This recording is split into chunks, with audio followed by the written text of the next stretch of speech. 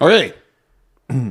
So I wanted to kind of, this is an idea I've had based on an article I sent to you guys about how, times being what they are, it's a different, a few things have changed. If you were going to mentor somebody in their late teens, it's towards a path and success in life. So, I mean, like, let's put it all on the table. Let's talk about, like career, education, personal relationships, family life. What would you say to them? Well, that's actually you raising this right now. So first of all, when you put in context last time we spoke about it, I thought that was great because it was from the context of this article, this woman stepping up and saying, okay, I've got kids and I don't know how to advise them because times have changed since I was their age and the advice that was given me, right? But funnily enough, on Thursday, I met with a young fellow, age 20, who got fired from the company, my current client. And, I'd watched him at first. So on the one hand, I asked all of the ground staff, my first month that I was there, I said, okay, how long do you see yourself at this company? And there's this 20-year-old, and he's like saying, I don't see myself here long. I'm going to go somewhere that's got more money. Right. Right. And I'm looking at this kid, and I'm like, well, good luck with that. Right. Right? Because you got no skill set, and you're not even applying yourself here. Yeah. Over time, he kept getting moved sideways. I talked to you about this kid last time, right? And then he got fired. And over that time, I started watching him, and it was just his body language and his just like hunched shoulders, and he had unkempt hair always over his eyes, never looked you in the eyes. I asked the manager and the supervisor when he got chewed out for the last time, what did he say? He said, he just sat there and took it. Didn't say a thing. And, it brought me back to something Mad Murray said, one of my first instances of management and leadership. And he said, any asshole can fire someone. Right. It takes a leader to turn them into something. Yeah. Right? So I reached out to this kid. And I actually met him at a Tim Hortons. And, sat with him for about 45 minutes to an hour. And I just said, listen. And I read him. Yeah. I said, listen, this is my take on you. Yeah. Life has kind of kicked you around along the way. You've had no one there to kind of back you up, give you faith in yourself. Yeah. And, tell me if I'm wrong. Right? He said, you got me spot on. Yeah. Right? And so... Does he have... What was his family life? Well, I didn't get too much into that, right? Because that's all very personal. Right. Like, and to a certain extent, I didn't want to know, right? Because again, one can draw some presumptions from that, right? Yeah. But whatever, it's the reality of the kid who's sitting across from me. And so I started, you start with, what do you want for yourself? Yeah. What do you want out of life? Yeah. Right? Get them to define it and start going from there. So I'm talking broad strokes right now. Yeah. I mean, we'll return to the question, but I just thought it was very timely because this is what I was doing. So what did he say? Did he know? Had he given it a lot of thought, or was he just kind of drifting? I think the most important thing about this kid, because again, he's kind of like he's been going through life thinking he doesn't, he's got nothing, right? Beating himself up, right? He was sitting in that office getting chewed out and just thinking of himself, here we go again. Yeah. I'm a fuck up. Yeah. Right? And so actually the first thing I asked him, I said to him, what do you see when you look at me? Because he had months of me walking around kind of trying to motivate the ground staff. And so this was the first instance of where he's at. Yeah. Right? He couldn't think of a thing to say. Right? I really put him on the spot, but it's not in his. He's like, and some other stuff comes out later. And when I said, well, because I was going somewhere with that, I said to him, I'll tell you what I see when I look at you, and I see me. Yeah, I see me at your age. I see me before your age. Yeah, I see me up until I joined the military and went through basic at age 30. Yeah, right. Until then, I was just an overgrown teenager, going through exactly just what drifting. you are. Right. The other thing that came out, which speaks to his home life, everything was about grade 9. Yeah. Right. Oh, yeah. He had great marks up until grade 9. Huh. He stated that at one point in the conversation, and at another point in the conversation, he said he stopped socializing in grade 9. Interesting. So again, I said to him, okay, obviously something happened in grade 9. Yeah. Or Right. in the transition to high school. Yeah, well, no, it was in grade 9 he got expelled. Oh. Yeah. So, yeah, something did happen. So, and again, I didn't in know that what year. it was. It's just like something changed in Yeah, your life. something changed. Right, yeah. but these were my starting points with him. So Expelled. yeah. Because you really got to do something to get expelled. Well, that's okay. So I'm reading between the lines a lot of things, but he was saying that, you know, because he's got older siblings, they probably all went through the same school. Maybe, yeah. Right, and maybe they had a Maybe, reputation, yeah, right? So now maybe. he's been branded with that. Yeah. And that happens. yeah. That happens. So, and I think it was because he started skipping a lot of school. I know Yeah. I went through stuff. A lot of the stuff he was saying, I went through the same shit. Yeah. Grade 9, I moved from Ottawa to Edmonton. Yeah. All of a sudden, there's a bunch of kids who accepted me for who I was, and I wasn't used to that. Yeah. Right. So all of a sudden, I've got a social life. My marks Yeah. just plummeted. Right. Yeah. Anyways, so I mean, and the funny thing was, I talked to him about what he saw. So what he wanted was self-confidence and less self-judgment, right? Because he beats himself up all the time, right? And again, I empathize with that. And for life, he wanted happiness. Yep. He wanted success. He wanted a job that he would enjoy going to and not hate going to every day. Right. We start digging into that, and again, one of the things was he's not used to socializing. He's not used to answering questions. But eventually, I started drawing this shit out of him. Right. He actually had a plan. He was working at this place to save up money while he was going to school to learn plumbing. And the plumbing was going to get him good money because what he really wanted to do was work in real estate, either as a realtor or a landlord. Okay. Yeah. He had a plan, He did have a plan. Yeah. right? He gets halfway through the plumbing course, and what it was, you had projects every X often, and you either passed or failed. Yep. But he always passed, but he focused on the failure because he'd failed first. But if you succeeded in fixing the thing that you failed on, you got to pass. Right. But he got halfway through that, focused on the negative, and said, I suck at this. I'm not going to try anymore. Right. Right? So again, these are all feeding into the things that I would tell someone these days, right? You know, in this particular case, this is, again, broad strokes, but it's like, dude, you know, stop beating yourself up.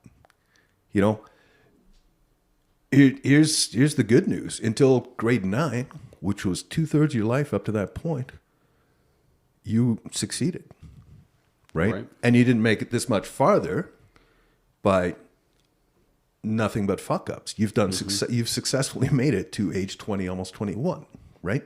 So, you know, I get it, and I've been there. And even in having that conversation, I had an embarrassing, humiliating memory from grade 6 or 7, Right. in my head. Yep. You know, that I keep going back to it's whenever I'm triggered to feel shitty about myself, right? So, anyways, I'll throw it back to you guys. Okay. So on this, I want to start kicking off education, and I'm going to throw out my most controversial thing going. Quit high school. Don't bother. After grade 10, walk away. It's a waste of your time. In that, I'm saying to anybody in that situation, first thing you want to do is get a trade. You want to get a red seal trade. I don't care what it is. You don't even have to like it that much because it's just a fallback option. So let's say we got your kid here. Let's use this guy as an example. He has a long-term goal.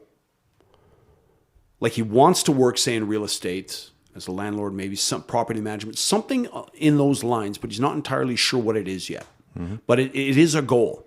But we got to figure out how to get from there to here. High school is not going to get him there. Say, get your grade 10, get out. Get into an apprenticeship program. Like, find out his minimum requirements for being a plumber. And I'm just kind of looking at him right here. So far as for what he needs, all he needs to enter into an apprenticeship program for plumbing in the province of Alberta is English 20, Math 20, and Science 10. Or a pass mark in all 5 Canadian General Educational Development or GED tests, or an entrance exam. That's all he needs. Mm-hmm. So in this guy's case, he could get out of there in like after half a year of grade 11. Mm-hmm. He's good. Grade 12, the rest of that crap in high school does nothing but waste time. And there's a very narrow window of your life in those 20s to get a lot of major things done. So I would say as soon as grade 11, he's 17. Mm-hmm. Get your 220 marks in English and math. Walk away. Get a job. Get started as an apprentice. Get that red seal. Now a lot of this stuff overlaps because now he's relocatable. He's got his red seal interprovincial plumbing ticket. If opportunity comes up in another province, he can go. He's got that journeyman ticket. He will never be, without options ever again. No matter what happens in his life, if other ventures fail, if a business goes under, opportunity dries out, he will always have that plumbing ticket to fall back on. And the thing about these trades is they will never go away. There will never be a day that we don't need a plumber. At least not in our lifetimes. Oh, there's no question, right? So yeah, no matter where he is, and that's the other thing. You can be certain jobs. Like let's say you want to be an HR. You want to work in HR. You want to work in a human relations kind of capacity. You're not going to be able to do that in a small town. You are wedded to a big city and a big corporate headquarters for that. And that brings a lot of other problems. Yep. But if you've got something like a plumbing ticket, you can work literally anywhere. So that gives you that option of relocatability. Now, let's say, now he's like 25. Like, let's say we got to this kid in grade 9. Mm-hmm. So, just eyes on the prize. All you got to do is get those 220 level courses of math and English, and you can walk away from that stupid school system. And science 14. Science 10. Okay. Yeah, Science 10. But if he can get Math 20, he's already got Science 10, right? He's already done his grade 10. Yeah. Okay, done that. He's got his plumbing ticket. Okay, so let's say he's now 24, 25. He's had a chance to work a little bit. He's had a little bit of money now. He was earning good money from his third year on. Let's say he's been a journeyman for 2 years now. Yeah. That means he's got an apartment. He's got a car. He's probably taking a vacation. So he's learned a little bit more about life. He's not caught, like his horizons are going to be broader in that situation than, say, just a guy who only ever, lived at home and had a job like answering in the call center at Shaw for $15 an hour, right? Yeah. Who can't afford to do life-broadening activities. The other thing I would say to him is, in these years, while you're like second, third year, first couple years of your journeyman, now's when you take the out-of-town jobs. Mm-hmm. You do not want to take the hometown discount because, I want to stay in Edmonton or my home city, be it Regina or Winnipeg. No. You pay for that. You pay for the hometown discount. Now, when you've got no spouse, no kids, no home, this is when you take the job up in the Acadie Diamond Mine. Mm-hmm. This is when you work on the offshore oil rig. This is when you take the job up north in the lumber mill where they got to pay you to go far away from civilization. And you make that bank and you make that life experience so that when you get to the age of 25 and you really decide it's time to move towards that goal of real estate, now we can start planning a post-secondary education because you've got some money in the bank. And when the summer comes around and you're in the summer bank, you're not selling jeans at the Gap for $16.50 an hour. You're plumbing at $42.40 an hour. Mm-hmm. Big difference in how you're going to fund that education. Now you're saying, how is he going to get to university when he's only got grade 10 education. Well, you get mature student Mature at 25, students. right? So there's Not a way even. to do that. Not even. Even less. Is it 21 now? Now it's 19. I just looked it up. Seriously? Yeah. For a mature student. For mature student. Holy shit! Let me Well, pull this there's up. there's a paradox. In Let me pull this up statements here for you. Well, mind you, that's just mature student in Alberta. You can upgrade any kind of high school requirements you need, as long as you're 19 years of age or older. A mature student for Alberta high school diploma purposes is one who, as of September 1 of the current school year, is 19 years of age or older. Wow. Now, when I End applied, sentence. when I applied, or if you've already got a high school diploma from the province of Alberta or an equivalent jurisdiction, if you already got, then you're automatically a mature student. But for me, when I did it, I had to be 21 and I had to be in the workforce for a minimum of 2 years. It doesn't say anything about that.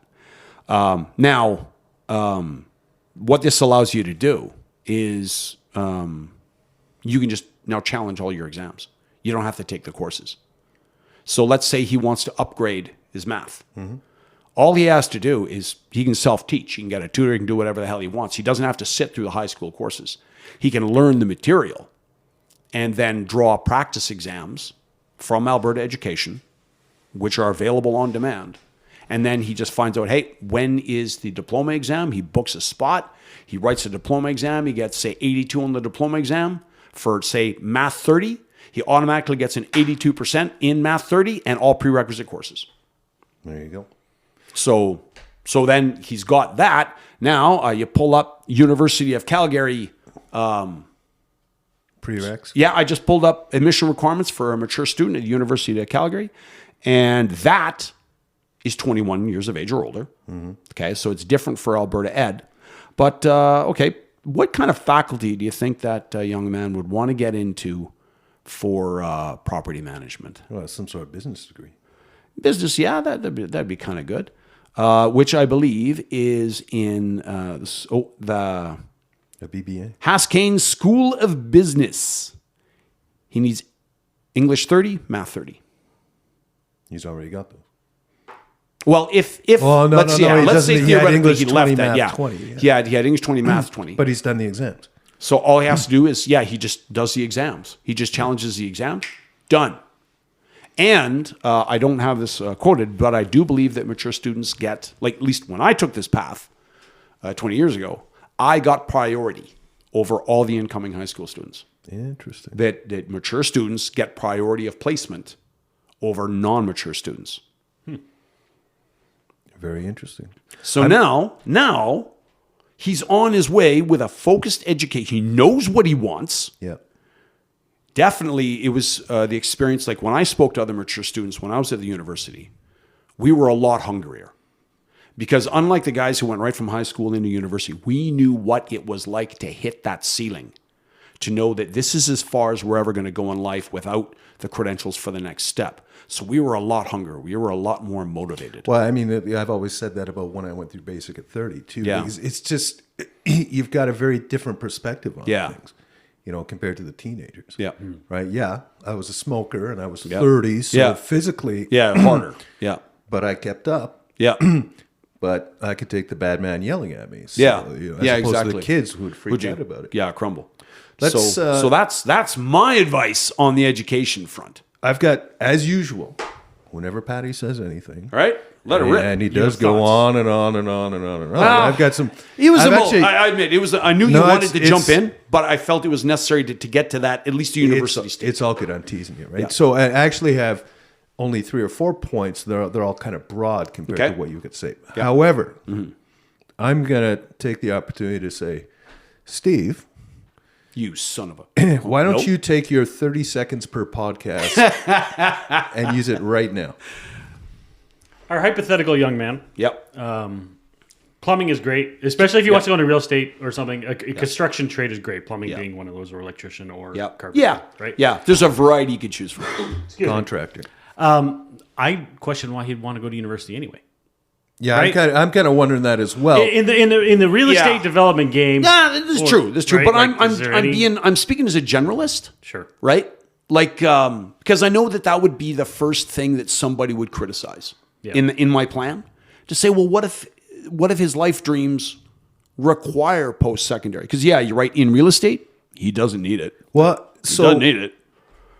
Right, and he can change his mind about being Good. a real estate magnate. He might want to be like a general contractor or... Yep. Well, and oh, sorry. No, So go I ahead. mean, so I think we're all going to say the same things. Yeah. I'm going to point out, you're absolutely right. It's not necessary because they've got a separate qualification package for becoming a realtor. Yeah. Right. On top of which, as a plumber. Yep. Yeah, a lot of that stuff, like you can just do it course by course by course. You don't have to do full-time students to, Right. to get the So he can. qualification. He'll have the money to start flipping property. Yes. Right. And he's got a good chunk of the expertise to do some of the contracting himself. And Right. He'll have worked with other contractors. I have known firms Yeah. that will, like, let's say you already have your ticket. Okay. He's a plumber. He's a journeyman plumber. Yeah. He says, I want an apprenticeship now as an electrician. In order to keep him, especially if he's a good worker, and like, let's make that assumption that he's motivated, he shows up to work on time, sober, ready to work, like he's a good employer. And let's say he accomplishes the bare minimum of his trade. He's going to be a rock star. Like, making friends in the trades is astonishingly easy. Oh, absolutely. Just show up and achieve the minimum. Yeah. He will be a rock star. Fuck, you're talking my language. Oh my God, you're talking my language. I've been there. Oh, yeah. I've pulled security lines and installed cameras and stuff like that in like car dealerships, new ones, right? Yeah. So now you're dealing with the electricians and, and the GC and all that. And again, and this is why, so that's contracting. The consulting I do is based on some of that experience combined with everything else, which is just, the lack of coordination and communication and stuff like that. And I'll come to an example of that in a second, but you're right. Yeah. It is shit simple. In fact, so here I was, I'm just the guy pulling the security lines. Yeah. Right. But they had 3 Latino guys as kind of the gophers for the general contractors. They're the ones clean up after everybody at the end of the day. And stuff like they were that, labor. Right? Yeah. But I'd talk to them with my Sesame Street Spanish and ask them how they're doing every day. Like, I'd call them caballeros, because like gentlemen, right? And they're like, what do you mean by that? And I said, well, caballeros is a knight, is a gentleman, right? And they're like, oh, cool, right? Yeah. Next thing I know, they're wanting to do stuff for me, right? Yeah, they want to work with me. Same thing with some of the others. If you let them borrow your forklift for something, they'll take care of it and they'll start accommodating you in other stuff, right? And like, there's so many guys in the trades who don't do that. No. They show up late. They do garbage work. Yeah. Like, it's crap, and they just don't care. Whereas if you come out, like, I have seen places, like when I worked in the trades, I would see the GFs in their morning meeting, and they're asking, okay, who's going to work on which individual work team? Yeah. And they would fight over this one laborer. They would fight like, no, you had him last 2 days. I get him now. Yeah. And like, no. Like, what I'm doing is the priority, is the main effort. Yeah. So I need him because we got to make this time, because if we don't get our stuff done, it doesn't matter what you guys do. I said, no, you can't keep hogging that kid. And like, this was a laborer, but they were fighting over this kid because he was diligent. You told him to do something, he did it. Yeah. And he did it to the standard that was required. Yeah. He didn't mail it in. He didn't cut corners, which so many of their journeymen did. Yeah. And if you're a journeyman, and like I said, this is why you don't got to wow everybody. You don't got to be the best welder or plumber or electrician or instrumentation tech on the site. No, you don't. Or if you want to be, do your diligence. Just do the minimum that is asked of you every day. Like, don't do shit work. Yeah. That's it. Simple. So if this plumber is doing that, he's already considered a rock star. So when he says, well, I want to apprentice as an electrician, they're going to say, we will pay you your journeyman plumber wage while you're collecting your hours for electrician, because they don't want to lose them. So long as you just give us 4 hours of plumbing a day, and we'll let you do the other, say, 4.5 of electrician. Yeah. And so he's not taking a financial hit for starting over again. No, but I mean, first of all, my experience with employers and managers is, you have to have someone who's open-minded enough to realize that, right? Because especially when you get up to the decision makers like that, it's great to have the supervisors all fighting over you, right? But in a situation like that, all in my head, I'm going, yeah, and somewhere there's an HR manager or an ops manager who's looking at that kid and doesn't value them any more than any of the others, and is getting the same rate that his peers do at the same level. It might happen. Right. It might happen. Like in my experience, it probably wouldn't. But let's say it does. There's still nothing wrong with that. And to compensate for that, that's why you take those out of town jobs. Yeah. Right? So like, yeah, let's say he does want to get a second ticket. It's like, well, I got to go back to first year apprentice wages. Okay. How can I get the biggest bang for my buck on that? Yeah. Well, I'll go work up in a caddy where they're covering my room, my board, so I don't have those expenses. I can get rid of my apartment, get rid of my whatever, cut my other expenses so that I can now survive on that first year apprentice wage, and then work my way up. Because then, like, let's say the long-term goal here is, this guy wants to get into real estate. So let's say another 4 years, now the individual's 28, he's got a plumbing ticket, he's got an electrician's ticket.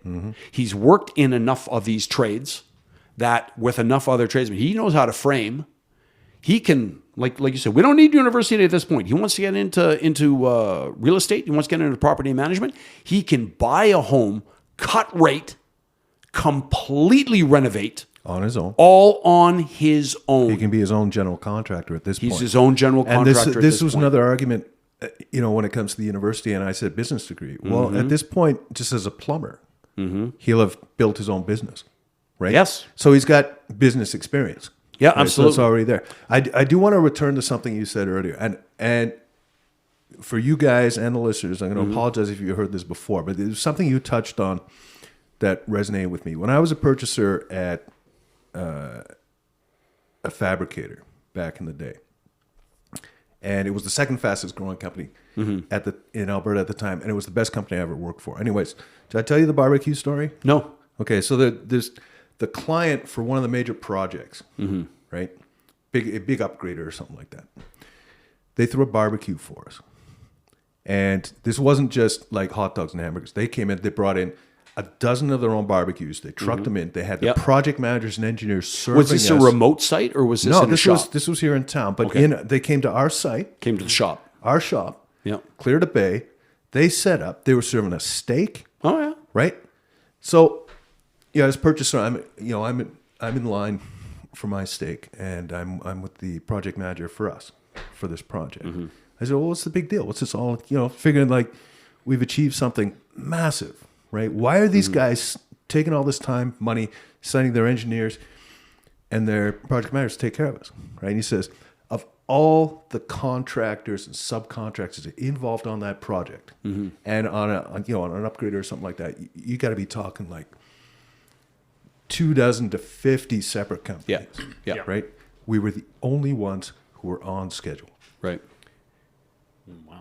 And that is impressive. And well, I don't think of it as impressive. What's impressive is the mediocrity. You were just talking about this, right? Yeah, like I was just and I What's honestly impressive is the mediocrity. Yes, I honestly, because I was very close to a garbage can. Yeah. When he told me this, and I cannot remember if I actually threw my steak into the garbage can, or just thought about it. But I was so disgusted with the concept of it. Yeah. Yay, us! Yeah. We don't suck. Yep. We are average. Yeah. We did the bare minimum of what we said we were going to do, and somehow this is cause of celebration. Cause for celebration. Yeah. Like what the actual fuck, province of Alberta, right? Sorry, I've come to look at things a little differently as far as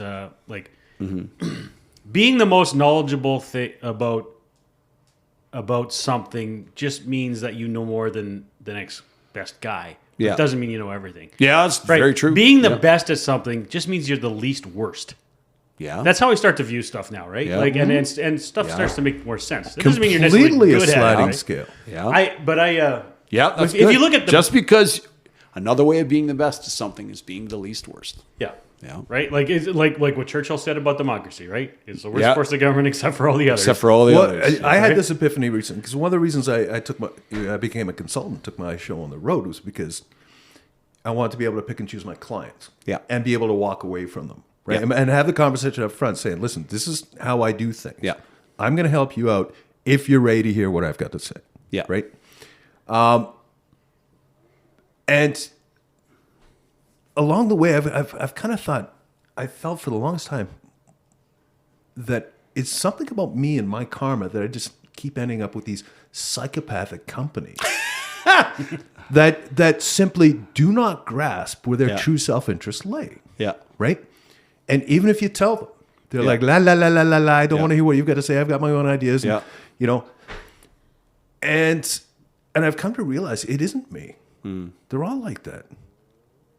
You know, or it's at least the rule, not the exception. Like companies are just that messed up. I mean, I talk about how being an ops leadership consultant is all about the human aspect of things, which most important of which is the owners and the managers and their egos, right? But that doesn't change the fact that it's really tough to kind of pop that balloon and let the air come out slowly and just without popping it, right? That's sorry. You wanted to I'm finish? done. That segues really nicely into the next question I want to ask you guys. Okay, so we talked about starting young, mid-teens, Yeah. identifying where maybe not even mid-teens, but at the beginning of your journey, and identifying a long-term goal, and then being strategic about we talked about get a trade, just get a trade, whatever it is, and that's your fallback. That's always something you can do. And then you start working towards that long-term goal. So in that process, you're going to get bad jobs. Like not every job is going to be this is a really awesome place. Sometimes a certain place is a transition. And you know that, okay, look, I'm only going to be here because this company's kind of dysfunctional in various ways, whatever. Discovering that dysfunction. What are the red flags that you would give to a young person starting out to say, okay, this is not a good organization? As soon as you start seeing these characteristics, make your exit plan. Well, I mean, again, that's my bread and butter. This is what I do. Okay. Right. Give me your top three. Well, I'll tell you my KPIs Okay. going into any company. Yeah. Right. It's the bathrooms, the lunchrooms, the smoking areas. Okay. So if you're a kid and you're interviewing, Yeah. ask to go to the bathroom. Right. Or after the interview, Yeah. say, can I use your washroom? And then, okay, so what are you looking for? This is good. I like So this. This is good. if you go into a washroom, Yeah. So how many are there? Uh-huh. Right. Go into a stall. Look at the sinks. Because what we talk Okay, so about, back up. So that would be something you would ask in an interview. How many bathrooms do you have? yeah. And then you'd cross-reference that with how many Well, employees again, they have. as a consultant, this is what I do. Right. So Right. Say Yeah. if a guy's Let's in an look at interview, numbers. let's face it, an interview, Yeah. they're not just finding out about you, you're finding out about them. Absolutely. So would you recommend that this is a question that a young person should ask at every interview? How many employees do you have in this facility? Yeah. And then at another point, so that they're not making an obvious, connection and hedging their answer.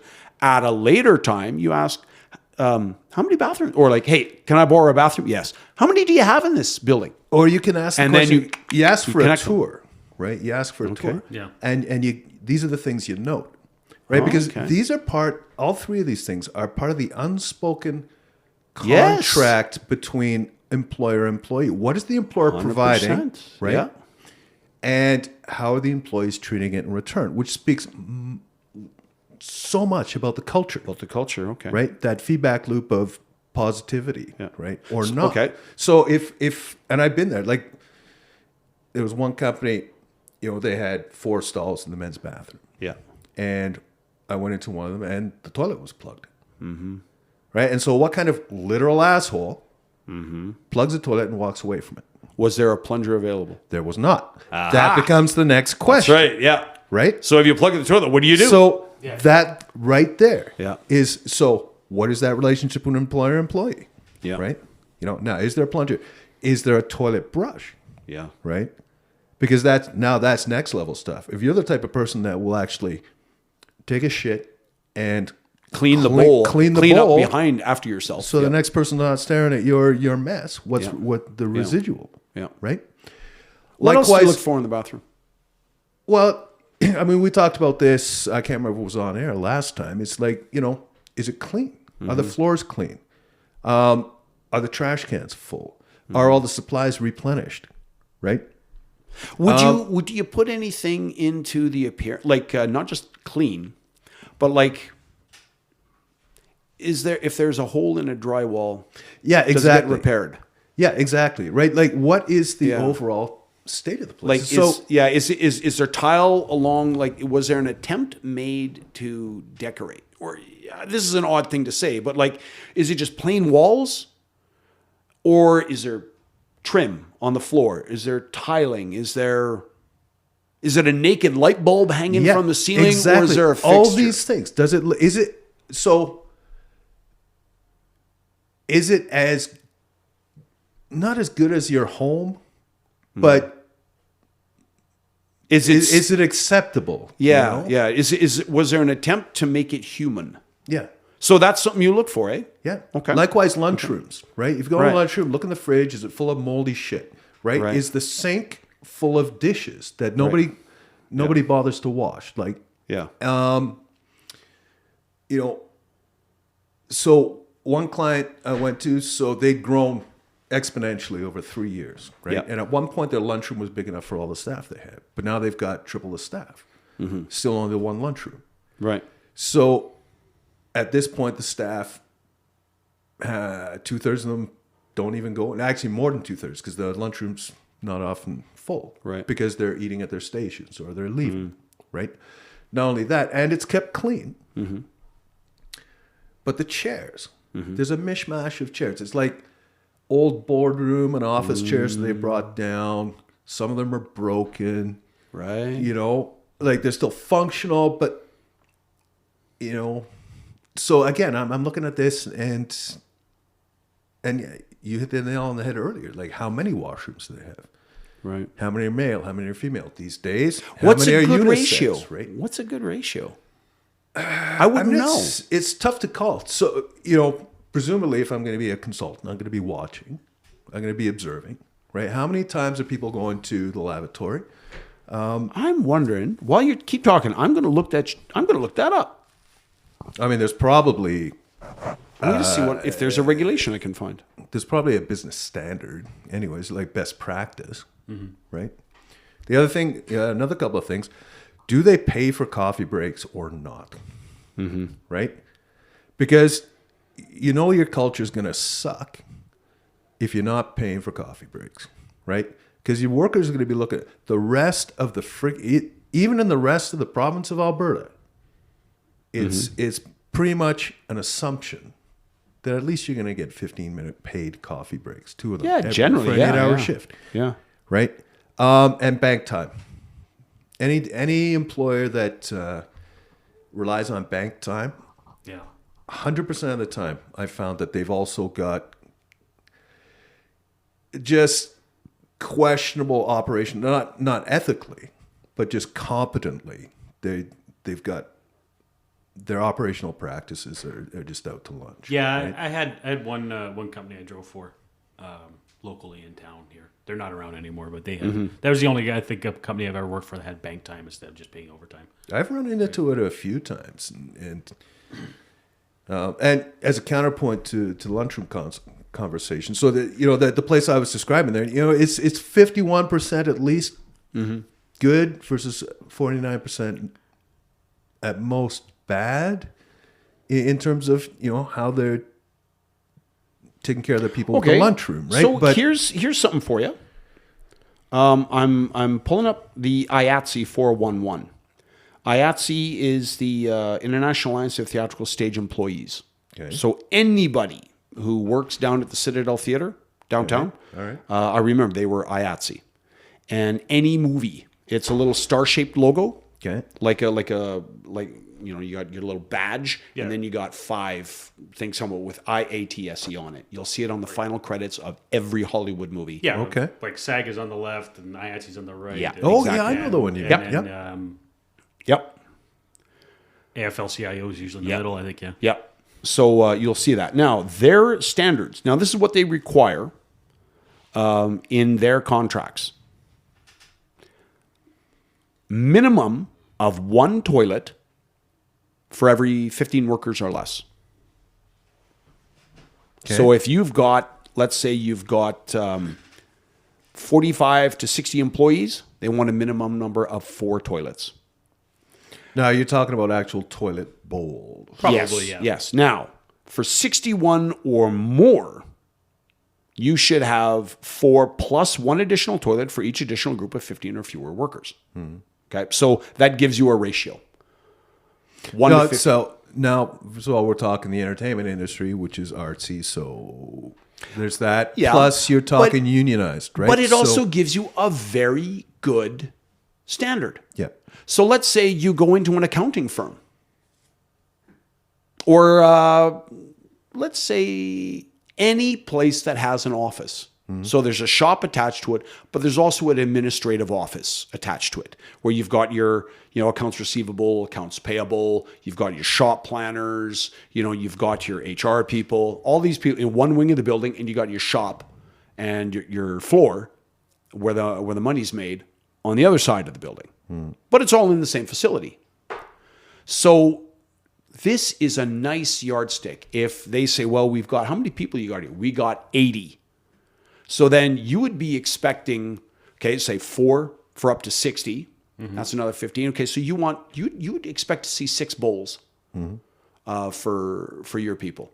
You would want to see maybe like 2 washrooms with 2 stalls in one, 3 in the other. And then say equivalent number of urinals. I'm trying to think, because I'm just trying to think about this ratio as we devolve into the toilet bowl podcast. But I'm just like the best company I've ever worked for. Circling the bowl. The best company I've ever worked for that in Canada was Trican. So I'm just trying to think in our shop in Nisku, we probably had at the peak 150 people working out of that shop, but at any given time, 2/3 of them are probably in the field, right? So yeah, you're probably looking at a steady And so I'm just trying to state think- of say 50 people. yeah, and we had on the main floor in the office, there was a men's and women's, 1 bowler each. In the shop, which all the field staff, there was a locker room in the shop that had 2 bowls. Yep. Right, and all the field staff had lockers in that locker room as well, in addition to the mechanics that were there full time. And then there was an upstairs. There were some offices upstairs, and there was 1 more unisex washroom up there. So, and the locker room had 2. So yeah, so it was 5 bowls total. For 50 people. Probably, yeah. And, So that and would- Wednesdays would be busier. So because I that was would pass the shifting. IATSE standard. Yeah, it would pass. At least for the number Yeah. of bowls. Now, Yeah. you ask your other questions. Are they well maintained? Are they clean? Is there a plunger and a brush available? Yeah. Yeah. Right? Yeah. Is it just there? Yeah. And with a little, a stand to properly place them, say, under the main counter or something like this, right? So, yeah, that gives you a standard that you could work with. And as you say, it just gives you a scale to evaluate them on. And that didn't count urinals, because the locker room had urinals as well. Yeah. I would say that you divvy that by half, Yeah. right? Because generally speaking, you should, in the men's washrooms, there should be a urinal for each bowl. Yeah. Yeah. Or sometimes you see more twice as many. Yeah. Sometimes you see more, but as a minimum, I would want to see 1 for 1. I'd say, As a minimum 1 for 1. well, minimum. Yeah, I'd say 1. Well, you could What probably about- cut down on bowls for the men's by having Yeah. twice as many. Urinals, yeah, probably. Commercial washroom tips with Radio Free or toilet. Yeah, that's right. But it's What- a way to evaluate, is this a company that I want to get involved with? So another one is, and it is a tricky question, kind of. So it's about. So I do want to, sorry to interrupt. I do want to say that personally, like talking about conditions of washrooms, it's one thing, like, the office staff are going to like a nice clean. Yeah, yeah. The women's washroom was always nicer than the men's washroom. Yes. Yep. As far as locker rooms go, and as locker room is where I go, because I'm always a blue collar Yep. guy, I like a little patina in the locker room. Like a little, if it looks good, like No, a little. you'd like it to be a little shady, a little sketchy? a little shady, a little not quite not quite as much light as there should be, you know. A little, Okay, you know. bare concrete floors, not a tile. Yeah. Why? Well, because it's a locker room, man. It's not a. Yeah, Yeah, but so- to me, that invites sloth. It's not a changing room, right? Like your coveralls are hanging there, or your PPE's hanging in your locker, and you're grabbing to put on. But it's just, you know, So you don't. there's not soap on the wall. There's Yeah. there's hand cleaner, right? So- There's abrasive hand cleaner. Yeah. There's- It looks used, yeah. right? It looks functional. It looks used. It It's shouldn't not- be it's- filthy. It's not. It's Yeah, not. shouldn't but be I think discuss- a patina invites filth. It tells everybody that we don't care whether or not this space is clean or not. Yeah. Yeah, we, and so we that's- weren't even bothered to paint the concrete floor. Yeah. We care so little about concrete. Yeah, I mean, I don't know, concrete. I don't care if it's natural or painted. tile it, it's authentic. lino a little the bit, damn a little thing. bit. Like I say, it's my own personal Yeah. preference. You know, Yes. No, I'm kind of the opposite. Or mind you, let's put it this way. I'm looking at it now from management. When I was a worker, I didn't care. yeah. But if I'm management, no, I want that place well lit. I want it clean. I want it to look professional. I want to be able to take my clients through there. When I'm trying to sell these things that, yeah, we are professionals and we build quality things. Well, not just that, and again, it speaks to how you Yeah. feel about your people. Yeah. Right. I want my people to, and it's a two-way street. Yeah. It's like I want you to have a decent work environment. Yeah. Right. But I Yeah. also expect you to take care of it. Yeah. Right. yeah. So It's like I say, I don't want the place dirty. Yeah. I just don't mind if it, you know, shows its Oh. use. and Right? so like I it's- don't want the toilets. and that's the trade-off, right? And that's what we're talking about, you know, Yeah. because what you're talking about, it's more than acceptable, and as long as it stays at that level, so everyone there's this unspoken dynamic where people are making sure the paper towel makes it into the trash can. Yeah. Ba, ba, ba, ba, ba, ba, ba. Another thing I would suggest, and if you can be there for shift change, if there's more than one shift, be there for that, right? Now the client, right? Day shift ends at 3:30. Evening shift starts 3:30. Yeah. Right. Buzzer goes. The walk of the zombies out. The walk of the zombies in. Yeah. Right. There's no. There's no sense of like they don't even know each other. Right. Right. They don't communicate. Okay, I'm about to use the workstation you just left. I'm going to say, is it because shouldn't the walking zombies in come before the walking zombies out? Yeah. right? Like, is Well, you're to a asking certain me to say, handoff, right? is To there a any certain- kind of yeah, but- handoff? There is no handoff. So you're saying there should be. There should be. If there's no handoff, that's a red flag for that company. Yeah. Yeah. Okay. The other thing is, Yeah, you know, I would and agree. again, this is the most tricky question. It's when you ask about the coffee breaks, you know, Yeah. and see what they say. You know, yeah, yes, we've got them. Yes, they're paid for. Yeah. They're at such a time, right?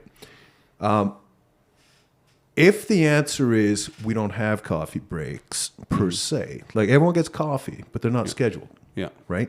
That can be a very good sign. It's right. You know what? We trust our people Right. to say, okay, now's a good time for a break around this time. Yeah. And So long as your deliverables And- are met, we don't care when you break. you know, it's gonna be somewhere between, you know, they're gonna be somewhere between 12 and 14 minutes, and you know, if the or 12 and 17 minutes, Yeah, yeah. maybe, Yeah. right, Yeah. and it won't fucking matter because we don't worry about those, you know, those 2 minutes either way because they even out, Yeah. because the staff are all over that, Yeah. right? So, you know, it's shit like that, Yeah. right? A red flag for me is the shop messy. Yeah, Like and when I walk between a pair of lathes, I see some old rusted piece of equipment there that's got a huge amount of dust on it. You know, that thing hasn't moved yeah, in weeks, if not longer. yeah, That's a red flag for me. This place is disorganized. Stuff falls through the cracks. yeah. That's not a good place to work in. Not just that, the level of dust is kind of like, because companies go, especially in this province, when things are busy, it's like go, go, go, go, go, go, go, go, go. Let's get shit done. Yeah. Right? When it slows down, let's lay people off. Right? What matters in all that is what's the housekeeping expectations. Yeah. What does the company expect? And what do the employees expect of themselves? Yeah. Right? If that's not maintained, that's where the dust, it doesn't. Yep. So part of it's the piece of a kit that you're talking about Yep. that's there. The other is the dust on it. Yeah. Right? If the company's not allowing for that, right? And my advice to employers, if you're not getting your people to take the time to do either, you know, the spot house cleaning on the go, Yep. end of shift, or do a deep clean at some point, Yep. right? Out in the oil patch, they shut down for, what is it, weeks, months at a time to do exactly that. Yeah. They do their testing, they do their Yeah. repairs, they do their maintenance, Yeah. they do cleanup at the same time. If Yeah. you can't be bothered to pay your people to do that, I took over management, this is when I was still working for the man. I was working for a branch of a company here in town. And one of the customer service reps tested me day one. And he showed me out in the warehouse, there was like a tall 5-gallon pail filled with toluene. Yeah. I do whatever it was highly Toluene, flammable, yeah. and Yep. because they used to have a parts cleaning station there, but they took that function away. They took the station away, Yeah. but they had, and it was just covered with Saran wrap Yeah. with string tied around it, hold it over the top, Yeah. right? And the Saran wrap was broken, Right. right? And he just kind of showed it to me, and he just waited to see what I was going to do about it, Right. right? Because the last manager they had Yeah. had just let that happen, Yeah. and it was just one of those things. It's kind of Let it slide. just kind of Yeah. stayed, Yeah. right? If I can I'm gonna throw a plug out here. Most shops, automotive shops that I've been to, are all like that. There's a old engine block, in the corner over here. Every pillar in that shop has an agglomeration of crap on either side of it. Like you've got your vehicle bays, and then you got your pillars for your lifts, right? In between, you cannot walk under car to car to car to car because there's just an agglomeration of crap that builds up in those aisles between them. That just stays, and it's there. And there's you look in the corners, and it's full of dust and garbage and old wrappers and whatever. I'm used to this. Go down to Dawson Motors on 97th Street, just north of the Yellowhead. In the summer, their overhead bays doors are open when the weather's really warm. Yeah. And so they allow the fresh air in as their guys are working. You can eat off of that floor. That is the cleanest shop you will ever see. I mean, I cannot. It is on par with brand new multi-million-dollar dealership shops. Where they have the epoxied floor and the bright light and this sort of thing. And Dawson's an old building. Like that thing's been around since like the 70s or the 60s. Yep. Okay, so it doesn't have any of those modern amenities.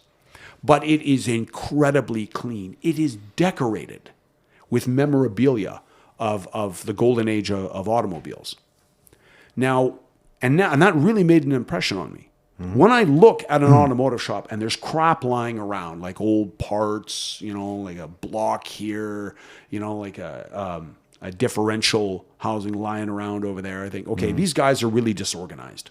And again, big thick layer of dust on it. It's been there for forever and a day. Well, speaking along the same lines, if I go in and there's like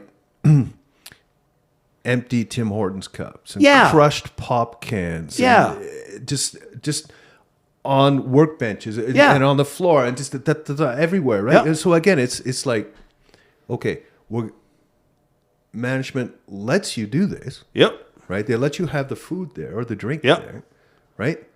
And so now we're talking about, but what do I expect from you in return? Again, for me, the principle of leadership is what is the culture? Leadership is very simple. It's to expect something of your people. That's to expect something of themselves. Yeah. Right. And that's where you set that standard. Yeah.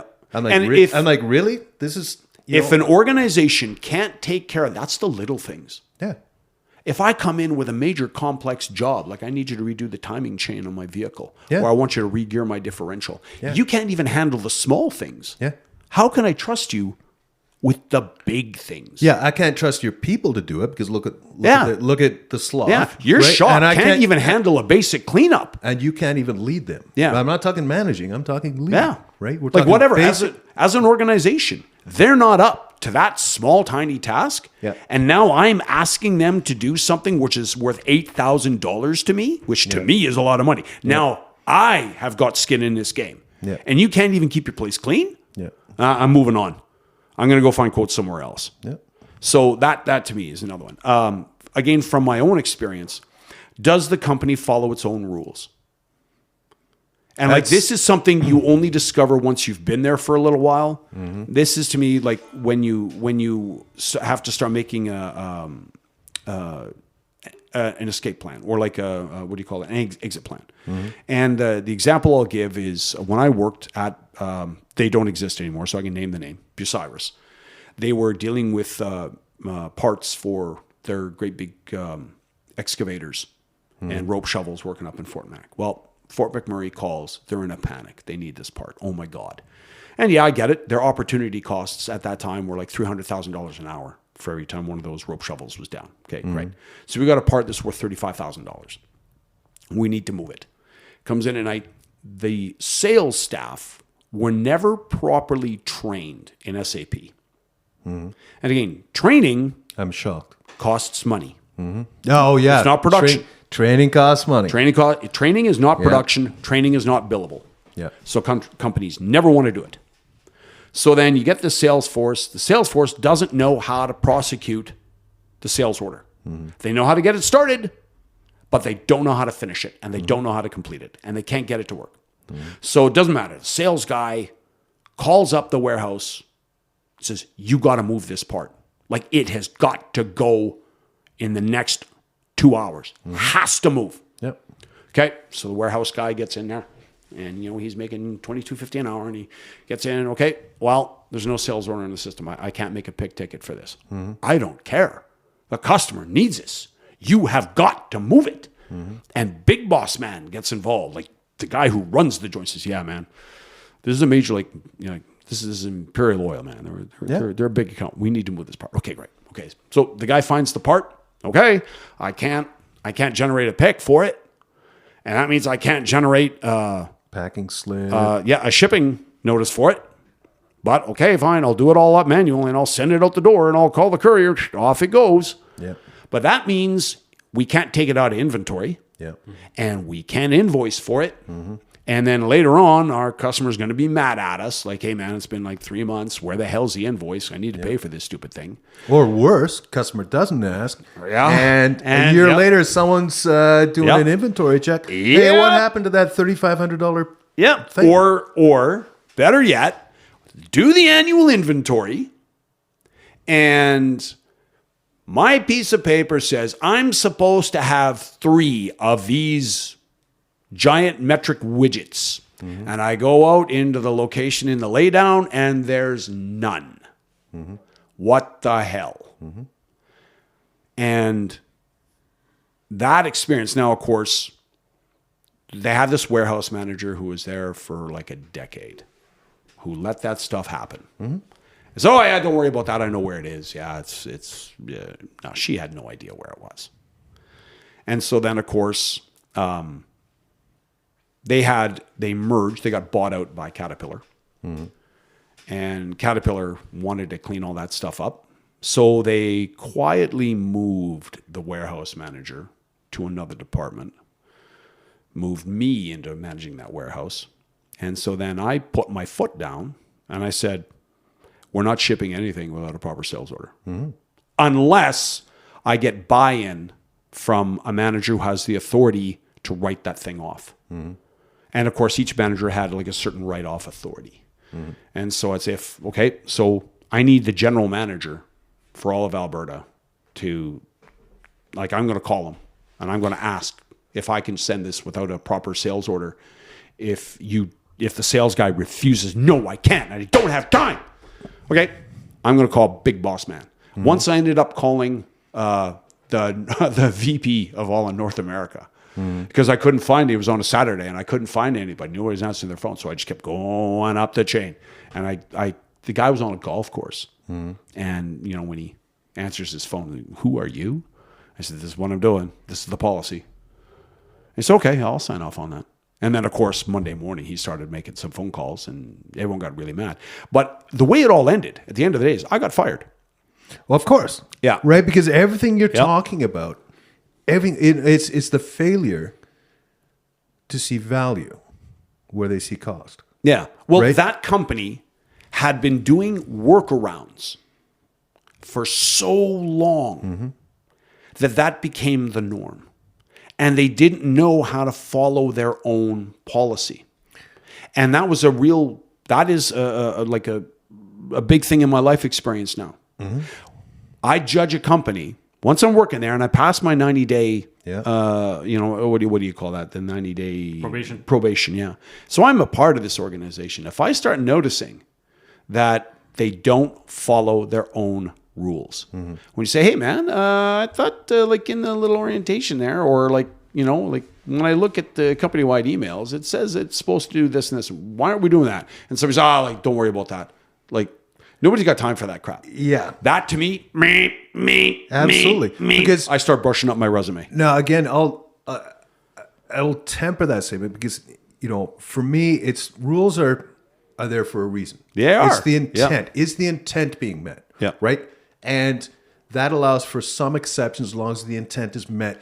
And in very short... I wouldn't even say that. In very short order, right? It's like, okay, listen, here's the big boss man comes out. Yeah. Listen, I get it. You need a paper trail. We need a paper trail. Thank you. Yeah. Right? This fucking thing needs to go out. We're all over this. We're all going to keep talking, right? Salesperson's going to take 20 minutes to get this written up, but the courier is here now. Yeah. All right? So you're going to handwrite something. You're going to get someone to sign for it. You're going to ship it with it. And then all the official paperwork's going to go through all the channels before it gets to where it's going. Yeah. Oh, right? but that never... You know what I mean? Yeah, but in realistic terms, we've both worked in purchasing. Yeah. We've both worked in inventory. That never happens. It can with the right organization. I've right? never and seen like it. I'm saying, that one company I worked for, it was the best of the best. Yeah. Right? And strangely enough, it was a welding shop. It was a union shop. Yeah. And the best union management relationship I've ever seen. What was you? Boilermakers? No, it was welders and pipe fitters. Oh, okay. Yep. Right. Yeah, IA is more. Well, no, they're pipe fitters and plumbers. Yeah. Okay. Anyway, go on.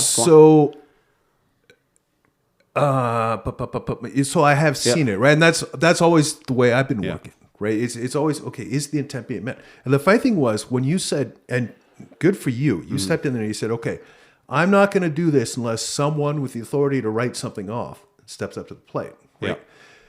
Which, to me, because I always talk about what's the immediate need and what's the root cause of that immediate need, right? Yeah. So, a guy, yes, I've got the authority to write off. So the unspoken statement there is there's the risk of this thing being written off, right? And we're accepting that, right? So you, in your position, well, this is going to this risk getting written off, really. So the solution I'm looking for is someone who's going to sign off on it getting written off, if/when it does, as opposed to, listen, the intent of our procedures is that they get followed so that this actually gets accounted for. There's a paper trail the whole way along, and we get paid for it. Yeah. Right? And ultimately, like that company, like Bucyrus, got acquired. They got bought out by a bigger firm because they were eating so much in inventory. They just there's a reason why that company doesn't exist anymore. There's a reason why, and all the workforce got dispersed, and a bunch of people lost their jobs because it was a sick organization. It just wasn't functional. And like I said, that in my experience now is the rule, not the exception, right? And it happens when you go from small to medium. Once you get to medium, that's when you got more apart. layers, right? Yeah.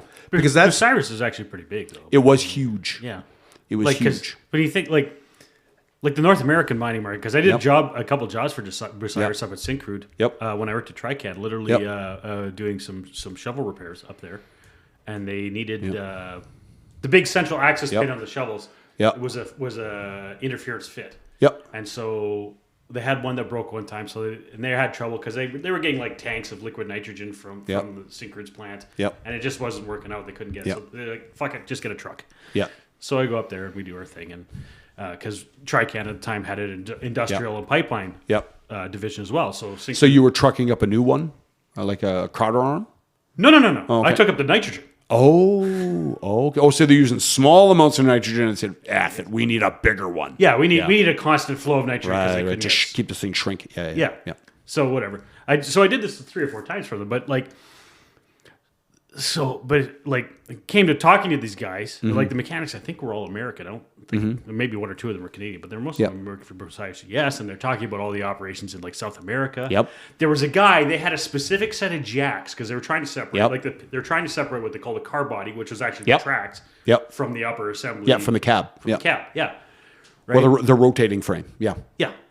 Yeah, well, the car body is the bottom with the Yeah, tracks. yeah. And Exactly. Yeah, the rotating frame that rotates on top of the car body. Yeah.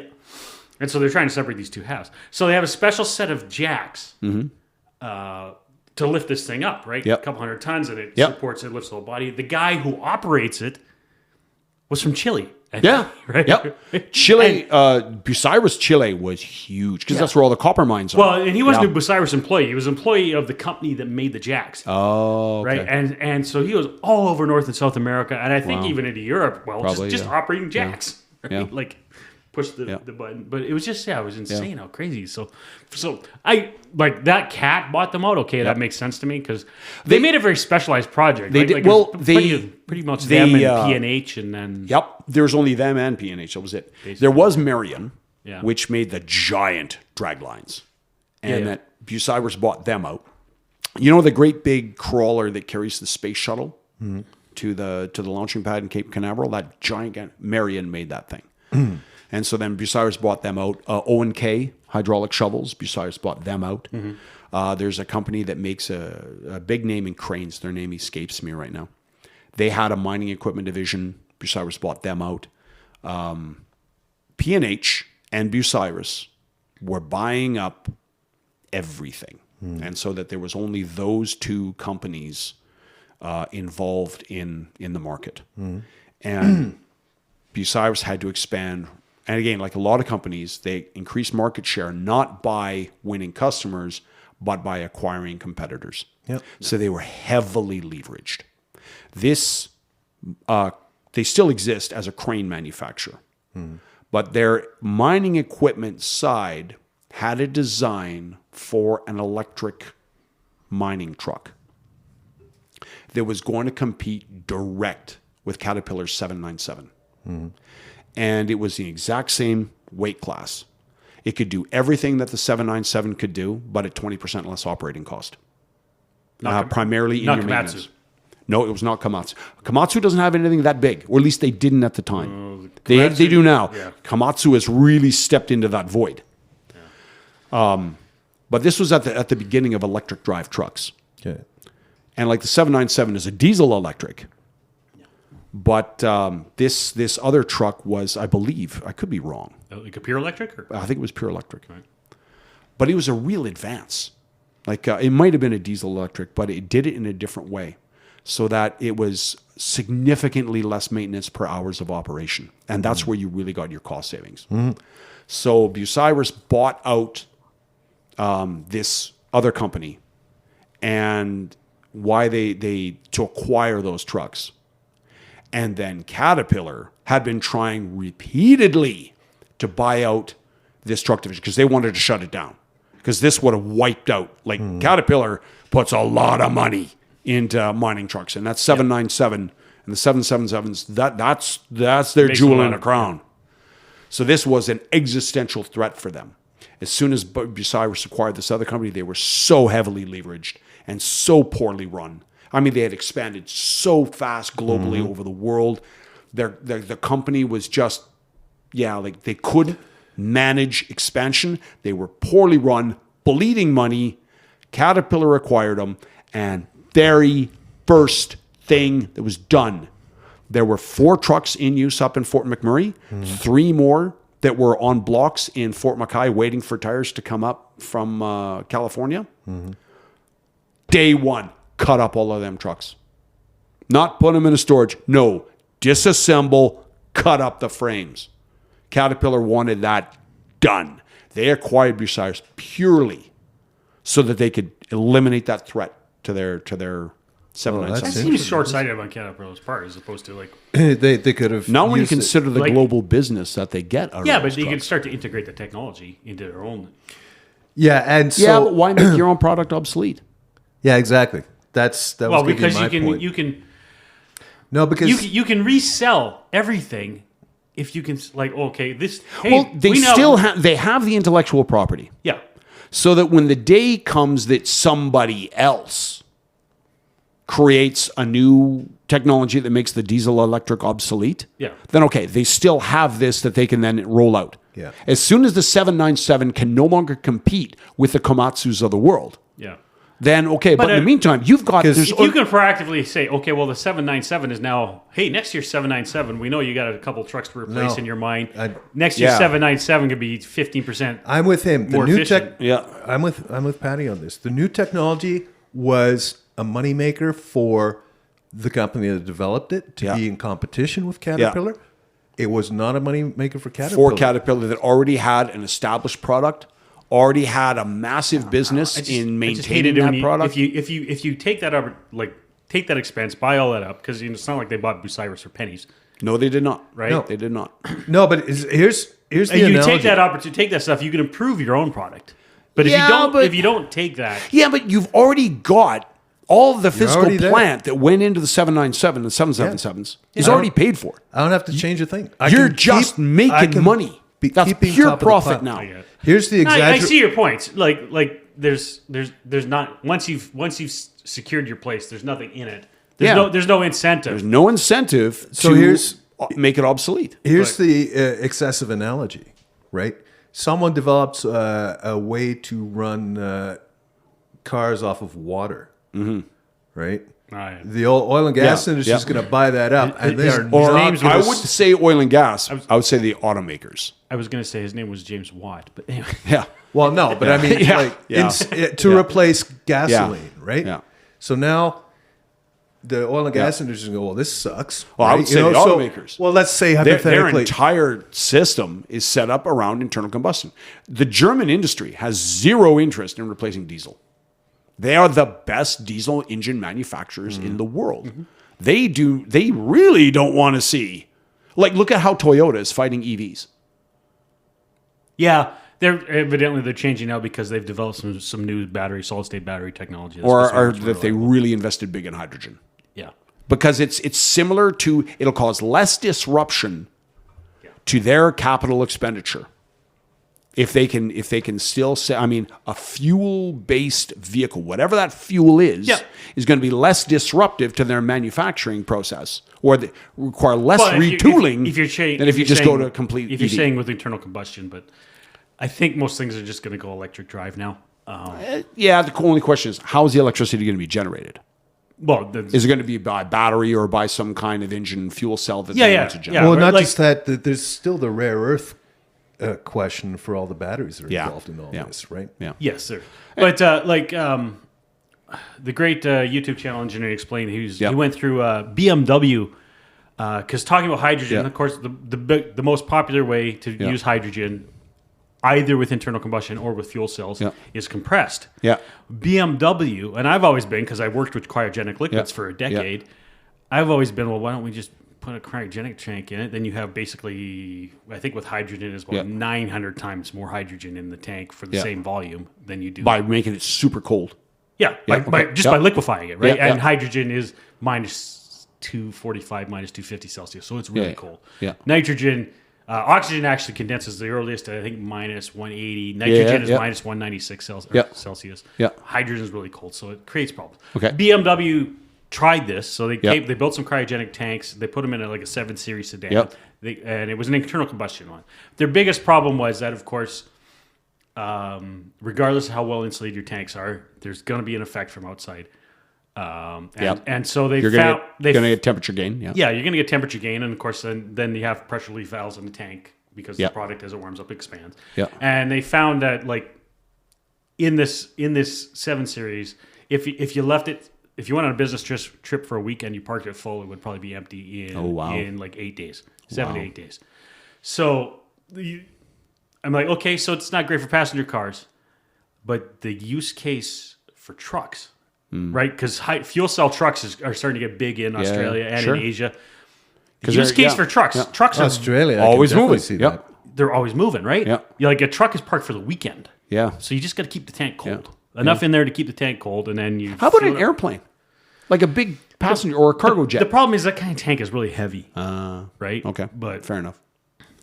Anyway, guys. But we're kind of off topic. Yeah, I want to ask you now to the next stage. We've. Oh, sorry. You wanna get a dart? Okay. Just a preview, so you get something to think about while you're having your dart. Yeah. Personal life, dating. All right.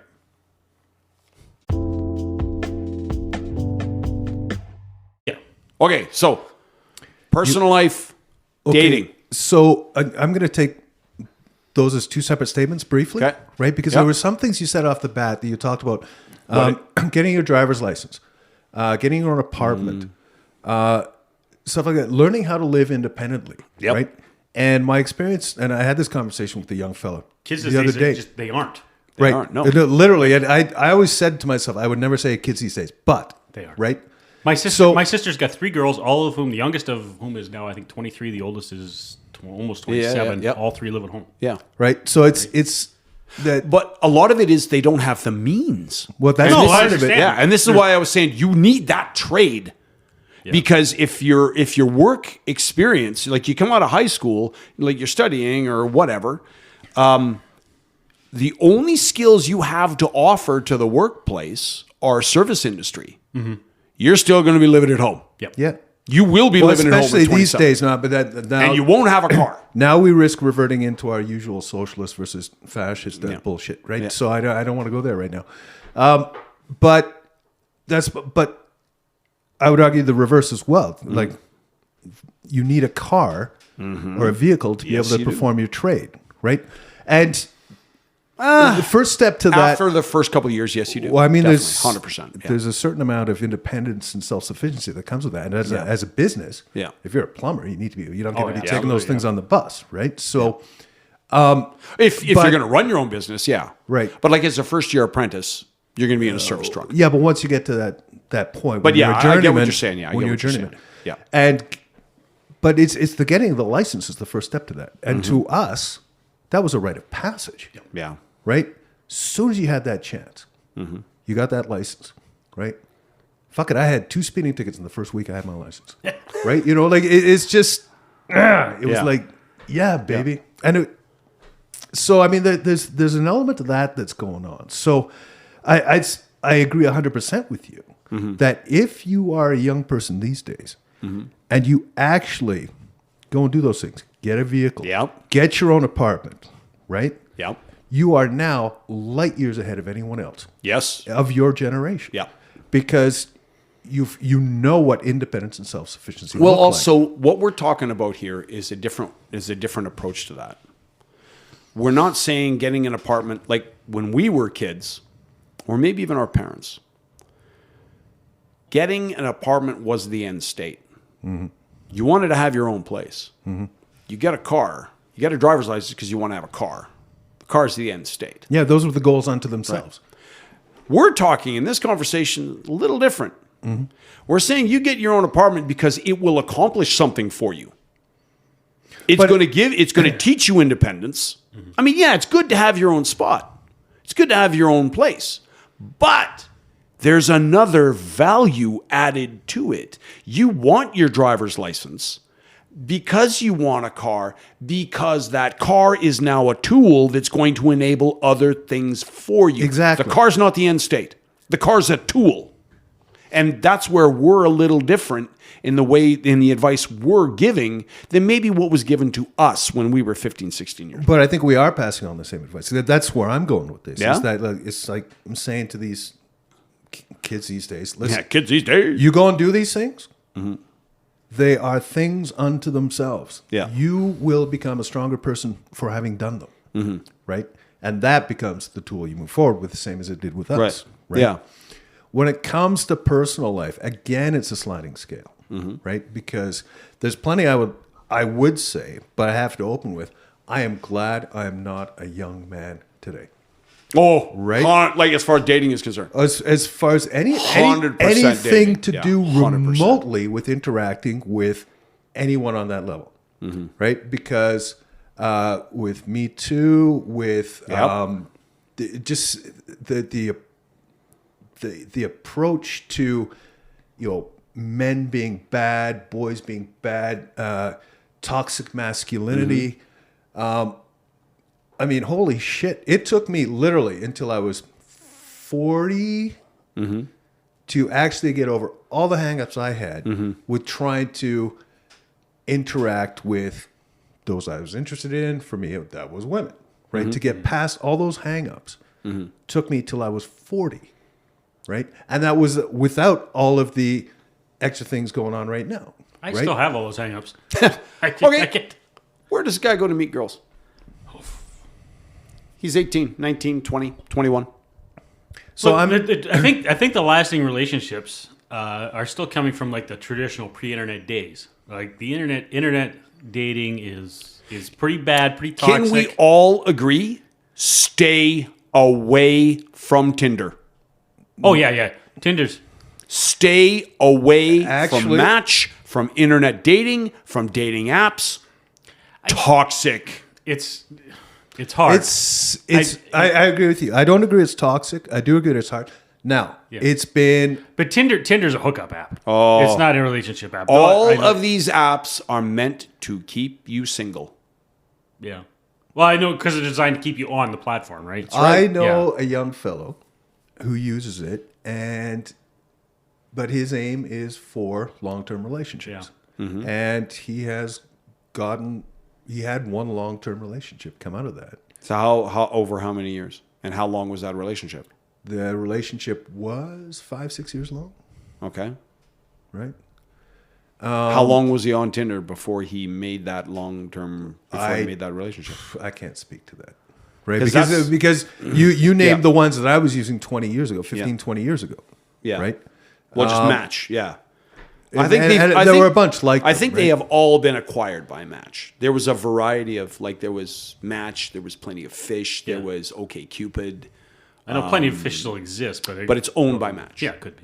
And I believe OkCupid still exists, but it's owned by Match. Right. Everything, so far as I know, everything except Tinder and Bumble are owned by Match. And they're a completely different model as far as I understand it. Bumble is kind of like Tinder, but only girls can send messages, or only females can initiate the message. Far as I know, but Bumble is just basically Tinder. It's just was designed by a former female employee of Tinder, who wanted something that was a little bit more female friendly Interesting. than Tinder. Well, but I'm actually going to return to your question and kind of turn it on its head. Where's the best place? There is no best place as such. My advice would be you have to start with yourself. Right? And this is what I went through at 40. Okay. Right? I was going through a divorce at the time, and somehow something clicked in me, unlike any other time in my life before or since, where I went, well, this is bullshit. I'm not being treated right here. And I did not internalize that. I managed to say, okay, that's all out there. And I decided I have X amount of sex life in me, so I'm just going to start dating and not have any hangups about this, right? And at the same time, I started looking up, like what are great foods to eat to boost testosterone, what are good workouts, and strangely, that went in weird directions. Like, and all of a sudden, I'm doing yoga, Yoga. and meditating and self reiki and stuff like that, right? So, but all these things, and and one of the simple statements, and there's plenty of memes that have come out since then. It's just you cannot love anyone, and no one can love you If you don't love until yourself, you Value love yourself. yourself, right? So that was the exercise I went through. Yeah. I didn't realize it at the time fully. Yeah. Right. I started out with that statement in my head, but that's what I started doing. And what I found was, by working out, and then you include things like what we got out of the military in a lot of ways, just bearing and posture and stuff like that. So all these things combined. I talked about Reiki, and so there was a coworker who was into that stuff, and I said, "Well, I've heard about this Reiki thing. What is it, right?" And she said, "Take your hands, put them this far apart, palms facing each other. Now Shoulder width for people now listening. push them towards each other. Take them away. Do you feel that?" And I was like, "Holy shit!" Right? Do you feel Do you feel an energy between them? I guess. Yeah, Right? I guess. So I was like, holy shit. And that's how she explained Reiki. And she said, okay, you start doing this stuff, right? And just do what you're doing. Now, next time you go into Safeway and you walk down an aisle, see how people react to you. Just walking down an aisle. Just doing your hand stuff there. No, not doing that. That's the type of energy you're exuding by getting to a good place. Oh, right? Okay. And it manifests itself in so many ways. Oh, okay. Right? It's all about body language, facial expression. Could be. I don't know. But body language, face expression. If you feel good about yourself, absolutely, and you exude a positivity, that draws people. That's why I'm saying it doesn't matter. It's not going to matter where you meet someone. It's just you're going to meet, and you're going to click with them, right? Just at the bare minimum, you do have to go where other people are. Yes, that's something I want to. Yeah, absolutely. But so, and I may have given you this example before, and again, I apologize, but this was a very profound experience for me, right?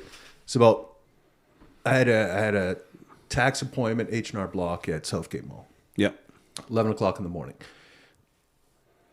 Up to about 10:15, I was having some loving with a woman. To our mutual satisfaction. I park. Or at least, outside.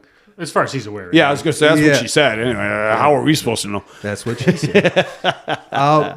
And so I parked halfway between the liquor store at Southgate and the north entrance to Southgate. And I'm walking across the parking lot, and there's a woman. She's getting something out of her trunk. She's rummaging around in her trunk, off to my side, but 30, 40 feet away. She stops what she's doing. She stands up, turns, looks at me, smiles. And I'm like, oh, that's weird. There was absolutely no reason. Like, I read people's behavior, right? So I go and I sit. And at that time, H&R Block was in the Sears, off that walkway. Right? So I'm sitting outside my cubicle waiting because I was on early for something for once. And I swear to you, I absolutely swear to you, every woman who walked past in either direction would pause in their steps, slow down, turn, look at me, and smile. Right? And I was just like, what the hell Were you is going on flashing here? big bills? No, big I was dollars? doing nothing. I was doing Found a roll of hundreds. I was sitting there bored, waiting for a tax appointment. There was no way I was exuding something that said, "Hey, pay attention to me." No, right? I shouldn't say that on. What's that? I was going to say, are you sure you weren't a little red faced? Maybe. Well, maybe my fly was undone, but there's no way the woman rummaging in her trunk would have known that. Right? Well, what I would say for is kind of like harking back to what you were saying, men or women, take care of yourself. Yeah. Get exercise. Eat well. Okay. Eat well. Eat clean. Yeah. Exercise. I would say to anybody, men or women, find a game. Ideally a sport, because that'll help keep you healthy. Yep. But I appreciate that not everybody likes to do that. Not everybody likes to do like a high exertion kind of sport. So find a game. Maybe it's golf. Maybe it's curling. But you need to find something that you physically do. Okay? Like one of the things that really struck me in Sweden was their approach that everybody, to be a well-balanced person, needs an artistic outlet and an athletic outlet. If you don't have, or like an artistic, not just artistic, it could also be intellectual. Like you have to have like a discipline you really excel in. It could be art, but it could also be history, whatever. Something that's cerebral, creative, cerebral, intellectual, and an athletic outlet. So I would, in North America, we're pretty good at the first one. We really neglect the second one. So I would say to everybody, you need something that's going to get you off the couch and get your blood moving. So that goes with the taking care of yourself, eating clean, this sort of thing. Then the next one is what I'm saying, or is backs up what Steve was saying. Get out of the house, put down the screen. Yeah. Find some activity that you want to do. Be it a volunteer work, a charity you want to get involved with, maybe as a follow-on to your athletic interests, maybe a recreational team, like the what do you call it? Edmonton has like a sport and social club, has a variety of rec teams that are co-ed, a variety of things. Get into your community and get involved in something one night a week. Yeah, volunteer, take a class. Martial arts actually is a Yeah. really great Yep. one Yep. to get out there because it's Take a martial arts class. because and- there you're yep. going to meet people, but you're also Yep. developing yourself. Like talk Yeah. about loving Social yourself skills. and stuff like that. Yeah, you're interacting with people. This is huge. It's funny that you bring up Sweden because that was the other thing that I harkened back to when I was 18, traveling through Yep. Europe with Buddy. We ended up in Stockholm. Yeah. I don't know where he was, John, Okay. right? So John was fucked off somewhere, and I was sitting in the main square in Stockholm, 18 years old. And of course, I'm watching the passers-by, which means I'm watching all the women pass Yeah. right? Yep. And even then, it struck me. It's fascinating that you just Yeah. said that about that. Those are the emphases as a society, as a culture. Yeah. Because I was struck with how, because they were all different body types, but none were obese. Yep. They had a healthy glow about them. They had Yep. self-confidence in their body posture, Yep. their movement, and they dressed well to their bodies. Yep. So everything about them just exuded. And Health. I'm not. Yep. I'm not even And talking accord. about sexy. I was looking at women because they were women. And that's Yeah, my yeah. thing. That's what an 18-year-old man does. Yeah. Right? But I was struck by this, like every single one of them. And again, it was like, what's going on here? Yeah. You know, this, you know, I'm having problems. I'm failing my sanity check Yeah. on this, right? Because, so very interesting. Yeah. Yeah. So that's Yeah. kind of the advice, Yeah. right? Be active. Like I said, you have to find a game. You got to find a game. You've got to find some kind of a community activity, and you got to devote like one night a week to each. And then I would say that's where dating is going to take care of itself. Yeah. Do the things you love doing, and you will meet somebody through that. Maybe not directly. Yep. Like even if you say get into something where, let's say you join, let's say you involve yourself in some kind of charity work. Like say maybe you're working with an animal shelter. You're doing a dog rescue. And so you're a young man, okay? And you get involved with a dog rescue. And it's a sausage party. You're involved with 12 other guys, and it's just dudes. And you were thinking, I was hoping I was going to meet a girl. No, you're not. But 7 of those other guys, they're married. And their wives all know single women. And so then when you guys get together for your dinners or your barbecues or whatever, and Buddy's wife drops off some supper for him because you guys are doing something in the evening or whatever, and there's this young man over there. My husband raves about what a good guy he is and what a stand-up individual he is and his good qualities and such like that, like his good character. Well, my niece, I would really like her to meet somebody like that. You know what I mean? Like by getting out of the house and increasing your footprint in the community, the number of people you know, you are networking. Well, And that is where people will come find. Now, assuming all of this stuff happens concurrently. Yeah. He's taking care of his financial requirements. Yeah. Or he or she. Yeah. They're financially stable. They've got their own place. Like you've got a young woman, she's out in the community, she's doing stuff.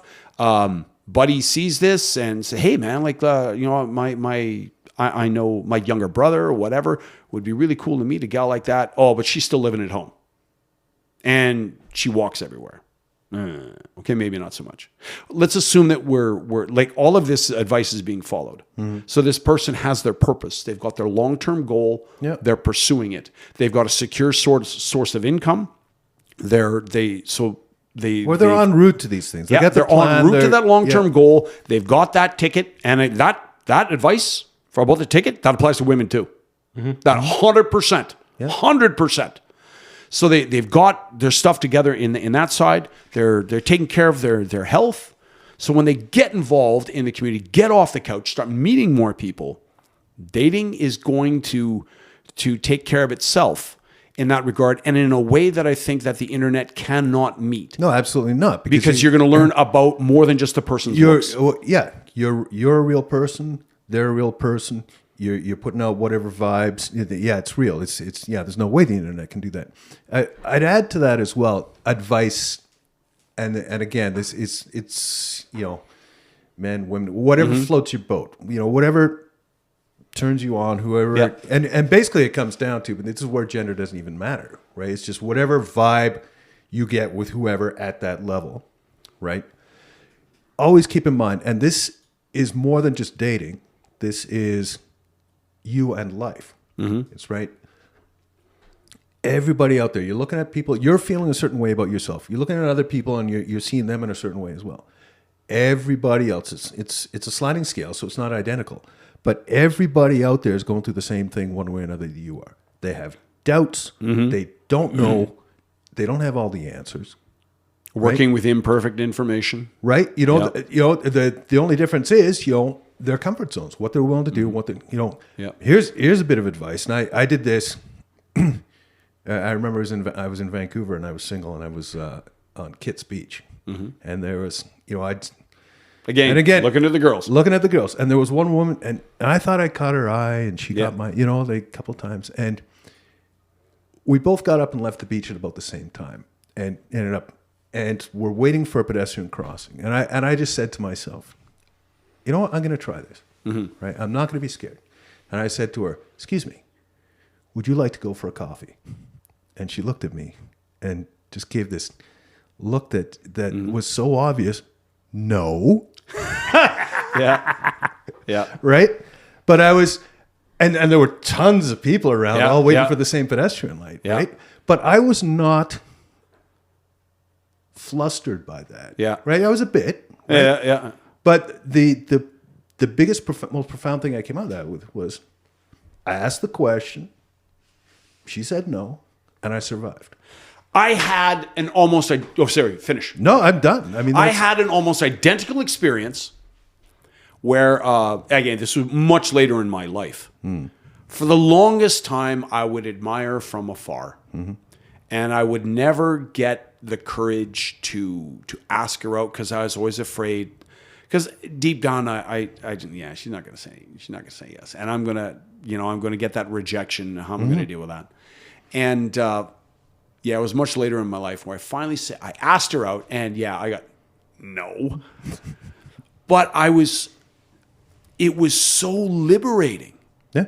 Because it was such a nice change of pace. Like, for the longest time, this process would be months where I'm trying to get to know her, trying to present my better self to her, hoping that, we're going to be building towards something, like she's going to, because I believed all of that crap that popular culture gave at the time, that the only thing that women valued was your character. And so I was trying to present that, hoping that, she would see me as a suitable partner, and then trying to read her cues, which is impossible for young men. Like, does she like me, or is she just being polite? I'm trying to figure all that out. Whereas I had accomplished that in 5 minutes. Yeah. Now I got a no answer, but I was really proud of myself to say, man, I finally had the guts to throw it out there. And it sucks getting rejection, and that wasn't the answer I wanted, but I'm not going to be left in limbo for months. Does she like me? Does she not like me? You're not stuck in this fantasy. I can move on now. You can move on. Yep. Right? The other thing was, it's not, and it's strange to say it, it's not fear of failure. Yep. It's actual failure. Yes. Right? But you survive it. So, couple of things. Yeah, the fear of failure, I think, is worse than the actual failure. Yeah. I think Elon Musk's admonition to fail quickly and learn from it quickly and move on. Applies. Absolutely. It applies. Absolutely applies. Because what did I learn? Oh, well, lightning doesn't strike me, and the sun came up the next morning. Yep. So, it's all good. So now you refine your process. And not only did I survive, and it sucked. Rejection sucks. But it was 100% balanced by the positive, by the pride I had in myself that, I finally stepped up and asked, and the relief again that now I can move on. It stung, but I had all of these other things that made me. I have never gone through such an unpleasant process that made me feel so good about myself. So I was actually using an analogy, but this is a literal case. So I was going to say, was this before or after you first jumped out of a plane as a paratrooper? Oh, well after. Yeah. I was a paratrooper very young. Right. So you were able, I was going to compare it to, well, that was me jumping out of the plane. Right. I asked the question. Yeah. Right. Yes. Now you did that years before. Yeah. Years later, you're still having troubles and you finally get to. But yeah, it's a similar. But now you've jumped out of the plane. Yeah. Right. Yeah. You've done it. Yeah. One other thing I would add on this point, and this applies more to young men. In fact, I think it probably only applies to young men. The friend zone. And this is a mistake that I made for a very long time. I spent way too long in the friend zone, all through my 20s. Right up until I married, actually. Because I believe that, you had to build, she had to get to know you, blah, blah, blah, blah, blah, blah, blah. I would say she decides if he goes into the friend zone. Only he decides how long he stays there. No, yeah. So I would say to any guy that, well, I'm trying to get this gal to see, that I'm a good guy. So I'm starting as a friendship, and I don't want to ask her out right now because I'm not getting those winning cues from her, and I don't want to lose the friendship. So any guy who's in that situation right now, I would say to him, is a friendship what you wanted going into this thing? Yeah. And the answer is obviously no. He wanted a relationship. So then you're not getting what you want. And so long as you stay at just at the level of friends, you never will get what you want, and you'll never find it here. Well, yeah, and there becomes this masochistic, like, oh, why doesn't she? Blah, blah, blah, Well, right? And also, you've got to understand that women get 95% of the benefits of being in a relationship from a friend zone, right? The friend zone is the female equivalent of not buying the milk or not buying the cow because the milk is free. Exactly. Yeah. You will come over to change her light bulbs, help her move a couch, and help her move or help her. You will do all of these blue jobs for her. Yep. When she does need a number two for a social function, You'll get the call. you get the call. She's her sister's getting married. Yep. She doesn't want to be the old maid. She doesn't want to be alone at a wedding. God, no. So you're now the stand-in boyfriend. So- and it's or like the company Christmas party. Yeah. But she doesn't have to provide any of the, she gets all the benefits of a relationship, none of the accountabilities, none of the deliverables. Well, at this point, I'm going to go back to what I said about just be yourself, be your best self. Yep. Yeah. Right. And then everything else just clicks into place. So that way you don't even need to go, I'm in the friend zone or I'm not. Because it's not even relevant. Right. If Well, you're in the no, friend, I think it is. It can happen to anyone. Yeah, I think it is. No, but what I'm saying is the interaction with any other individual along the way is going to be what it's going to be. Yeah. It could be what we're currently calling the friend zone, or it might be something else, or it might just be an acquaintance, right? All three of those potentials exist, right? And then depending on how that dynamic between you works, it's going to be one of those three things, right? So, and, if it doesn't click as a relationship, it's not going to click as a relationship. It's not. So don't worry about it. Right? Well, you're going to know. You're in the friend zone, If you're in a friend zone, walk away. But no, just keep being. You can keep being a friend as long as you're not defining it as. Because what we need to go is we're not clicking. We're not clicking on that level. Well, right? So stop. You're not clicking with her. Stop. And stop trying to click. Right. So and just accept that that's not about you. Okay. It's about the two of you not. Like clicking. I'm going to put a name on this fictional guy. I'll call him Corey. Yeah. Corey really, really has feelings for Susie. Okay. But Susie, drops a lot of friends on him. Say, "Oh, Corey, you're such a great guy. I'm so lucky to have you as my friend." Okay. Corey's got to set some boundaries is the thing. Yeah, right? exactly. He's got all the friend zone cues. Yeah. Okay, that's where he is. The only what's the word I'm trying to find here? Because all those aluminum meshed in meals are now biting into me. The only agency, that's the word. The only agency Corey has in this entire, and what I mean by relationship is this entire interaction between him and Susie is how much time he devotes to it. Yeah. So when he's deep in the friend zone and he's still holding out hope that, she's going to see that I'm a good guy and she's going to want me to transcend from friend into partner. So he's going over to her house and he's changing, he's fixing her faucets and he's changing her furnace filter and he's changing the oil on her car, like whatever. He's trying to make himself useful to her. I say, okay, Corey, stop doing that. Yeah, well, you can still be friendly with her. You can still be social with her. But when she calls and says, hey, Corey, would you come with me to my company Christmas party? He needs to say no. Because he's not happy when he's there. He's sitting beside her. He's frustrated. He's anxious because he's saying, man, we make such a good couple. And she's not seeing it. He feels lousy about himself because he's in this situation where what he wants is right in front of him. He cannot have it. He starts to doubt himself. It's not a positive thing. And I get it, and I've been there. But he needs to leave. Here's my response to some of the things you specifically said, right? He shouldn't want this. What do you mean? Like he shouldn't want a relationship with Susie? Right. Yeah, but right. And he likes her. He doesn't get to choose that. And right. So, but he sort of can. Right. So that's why I'm saying you need to be on here. You need to be able to sense the vibe. Right. And that's just it. So when I talk about things happening organically, you mean he needs to sense the cues that Susie's given him. Right. You should. And so you said that he's saying we make it. He feels they make a great couple. Right. So that's what I'm saying. This is where the mindset, his mindset needs to change. Right. He cannot say we would make such a great couple because that's already defined itself as not. Right? Yeah, because Susie clearly does not share that assessment. There's absolutely nothing to base that on. Right. Right? So you need to take it the other way.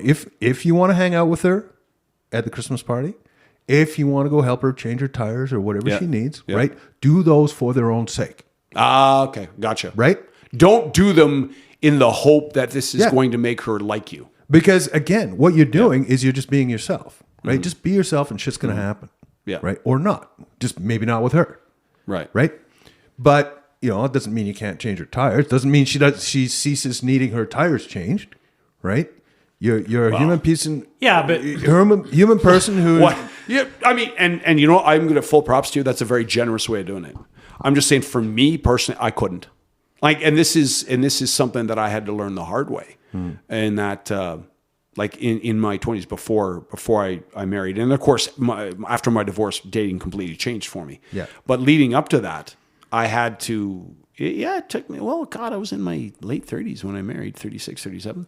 So I'm going to say it took me the better part of 20 years to figure out that I can't do that. Being in the friend zone just makes me very unhappy. Yeah. And made me very depressed. It'll make anyone unhappy. Yeah. If you're going to do something for anyone, right? Yeah. Like when my friend Heather asked me to come do the brakes on her Toyota. Yeah. Right? Well, okay. Yeah. But I'm not doing it for free. She feeds me a lot. Okay, so there's a trade-off, right? Fair. Right? Quid pro quo. Right? Yep. And I spend a lot of time socialing with her, Yep. her and her husband, and the dogs. Yep. So there's a quid pro quo, but there's always got to be. And it's you don't want to say that because it seems like everything is. But otherwise, it is exploitative. And yeah. The true friend zone, it is kind of exploitative. Like some random woman. As you're defining a friend zone. If some random woman calls me up and asks me to put her winter tires on her car, I'm like, okay, well, sure, like $25 or whatever, right? Yeah. Like $25. I'd do it for 25. Yeah, I mean, I got impact. It's pretty quick. I can do it. Quick job. I can do it in under half an hour. 4 tires? Yeah. Oh yeah, it's easy. I can have them under done. $25? I'd do it for 25. I can do it Are in you about saying 25 you should minutes. ask for more? I'm saying 50. Oh, yeah, maybe. Well, I'm not trying to be an asshole, and I can do it in about 25 minutes. So Yeah. How much would it cost this stranger to go to a professional Mr. shop? Lube to get yeah, it done? but you're paying for a lot of overhead there, right? He's not paying for his ramp. He's already got his compressor. He's already got his jack. We're not talking about. And I'm not talking about like overhead. dismounting and mounting. I'm talking about like you have two She sets brings of the tires, tires. She brings them there. and they're already on wheels. I can't. They're already on wheels. Yeah. All I we're just doing take is one set working of the wheels lug off nuts. and put another set of wheels on. I'd say 25 is good. No. And the other thing is, she's not a complete stranger. He said complete stranger. Well, if it was a complete stranger, I'm just throwing it out there. Okay, I'm saying like Okay, I was thinking if it okay. was an acquaintance. I don't need your 35. I don't Yeah. need your professional criticism of my pricing regime. I'm just like, But yeah, I'd probably do it for if a woman I knew called me up and said, "Hey, could you help me with that?" I'd say, "Yeah, 25." That's fine. Gentlemen, yeah, we've blown past your heart out here. I got to go. Okay. But Should we continue this on the next time? I feel like there's more. Oh yeah, there's yeah, definitely more. well, or definitely like I think we've obviously hit a nerve with this whole friend zone thing. Yeah. But maybe that's a episode into itself. But I also was hoping that today we'd also talk a little bit about dating. Is it an interview for marriage, or am I putting too much into that? Should we ask people to consider that? When is a good time to have kids? What are the prerequisites to having kids? Oh my god. Oh my god. Oh my Yeah. god. That's at least 2 episodes. So yeah, these are things that go into kind of mentorship, right? Yeah. Yeah. In the meantime, folks, enjoy what has probably been our shortest episode ever, aside from the one where I went from a smoke and we didn't, Walked away. and we didn't return from it. I went for a beer instead. Yeah. Alrighty. Thanks, everybody. Like, share, and subscribe. Questions, comments, concerns, complicatedpod@gmail.com. Bye. Ciao.